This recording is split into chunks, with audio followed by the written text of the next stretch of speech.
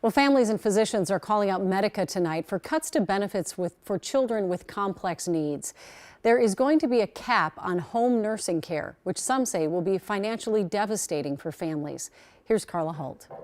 Maybe it's understandable Loves outer space. that two women who didn't know each other before today He likes to skateboard, dirt bike, four-wheel. now stand together in solidarity as mothers of children with severe medical conditions. Emily Walter's 4-year-old son, Chase, Chase was born in 2021 with a rare craniofacial syndrome. and Kaylee Willette's 8-year-old son, Mace.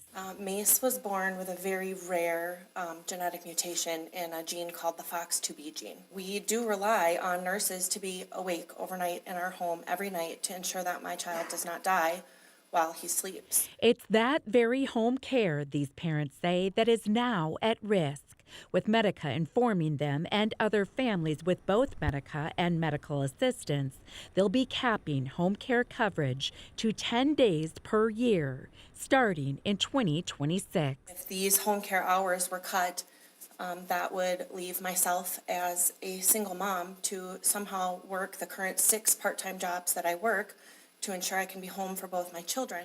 And alongside these families are physicians and advocates, The only thing that has changed is the thinking within Medica's legal department. both of whom say the change in policy does not follow state law or the best medical practice. I don't want anyone to leave here for 1 second thinking that a parent is a nurse. They don't have the breadth of nursing knowledge. We reached out to Medica for comment about the coverage change. They responded with a statement that reads in part, "We notified impacted members in May and recommended they work with their county waiver case manager to help avoid any disruption in care once plan benefit limits have been reached." But advocates and families say requiring medical assistance to pick up more of the cost means more of a burden on taxpayers and more time in the hospital for children. So it's extremely important that these kids be allowed to stay in the community, stay at home where they can thrive and be loved. Love is what heals.